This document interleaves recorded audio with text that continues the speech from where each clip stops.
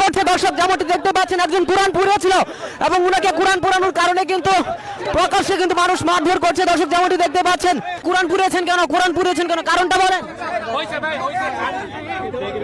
আমাদের পবিত্র আল কোরআন এটাকে পড়ছে, দেখেন কিভাবে পড়ছে। দর্শক দেখতে পাচ্ছেন এখানে একজন কোরআন পড়েছিল টিএসসি চত্বরে, তাকে পুলিশ কিন্তু হেফাজতে নিয়ে যাচ্ছে আর তাকে কিন্তু সাধারণ জনতা কিন্তু মারধর করছে দর্শক, যেমনটি দেখতে পাচ্ছেন। পুলিশের হেফাজতে কিন্তু আছে এবং তাদেরকে কিন্তু মারধর করছে দর্শক, যেমনটি দেখতে পাচ্ছেন। একজন কোরআন পড়েছিল এবং উনাকে কোরআন পড়ানোর কারণে কিন্তু প্রকাশ্যে কিন্তু মানুষ মারধর করছে দর্শক, যেমনটি দেখতে পাচ্ছেন। এবং শাহবাগ থানার পুলিশ কিন্তু তাদেরকে নিয়ে যাচ্ছে দর্শক, সেই কিন্তু প্রকাশ্যে কোরআন পড়েছে,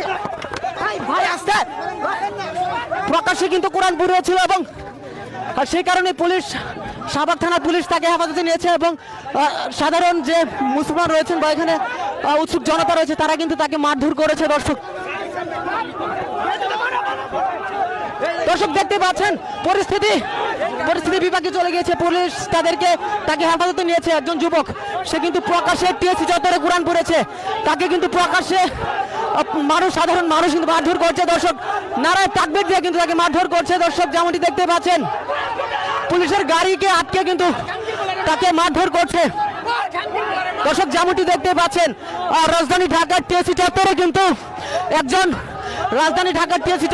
কোরআন পড়েছে, তাকে কিন্তু সাধারণ জনতা আটকেছে এবং সাধারণ জনতা ধরেছে দর্শক, যেমনটি দেখছেন। পুলিশ কিন্তু তাদেরকে হেফাজতে নিয়েছে এবং তাকে শাহবাগ থানায় নিয়ে গেছে।